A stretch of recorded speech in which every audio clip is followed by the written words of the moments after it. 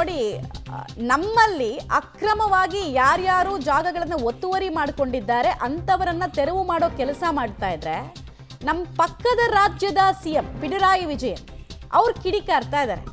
ಯಲಹಂಕದ ಕೋಗಿಲು ಲೇಔಟ್ನಲ್ಲಿ 200ಕ್ಕೂ ಹೆಚ್ಚು ಮನೆಗಳನ್ನು ತೆರವು ಮಾಡಿರೋ ವಿಚಾರಕ್ಕೆ ಸಂಬಂಧಪಟ್ಟಂತೆ ಅವ್ರಿಗೆ ಸಂಬಂಧನೇ ಇಲ್ಲದಿರುವಂತಹ ವಿಚಾರದಲ್ಲಿ ಕೇರಳದ ಸಿಎಂ ಮಾತಾಡಿದ್ದಾರೆ.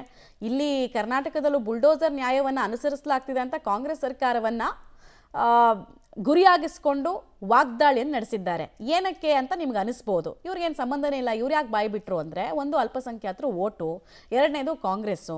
ಹೀಗಾಗಿ ಕೇರಳದ ಚುನಾವಣೆಯನ್ನು ದೃಷ್ಟಿಯಲ್ಲಿ ಇಟ್ಕೊಂಡು ಈ ಎರಡೂ ವಿಚಾರಗಳನ್ನು ಟಾರ್ಗೆಟ್ ಮಾಡಿಬಿಡ್ಬೋದು ಅಂತ ಹೇಳಿ ರಾಜಕೀಯ ಲಾಭಕ್ಕೋಸ್ಕರ ಸಂಬಂಧನೇ ಇಲ್ಲಿರೋ ವಿಚಾರದಲ್ಲಿ ವಾಗ್ದಾಳಿಯನ್ನು ನಡೆಸಿದ್ದಾರೆ.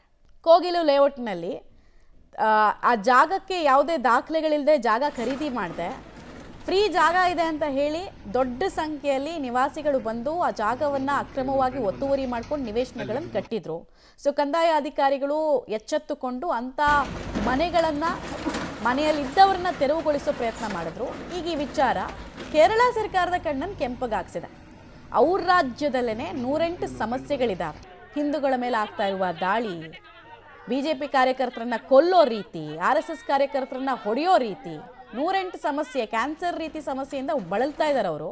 ಅವ್ರ ರಾಜ್ಯದ ಬಗ್ಗೆ ಮಾತಾಡಿ ಅಂದರೆ ನಮ್ಮ ರಾಜ್ಯದ ವಿಚಾರವನ್ನು ಮಾತಾಡ್ತಾರೆ.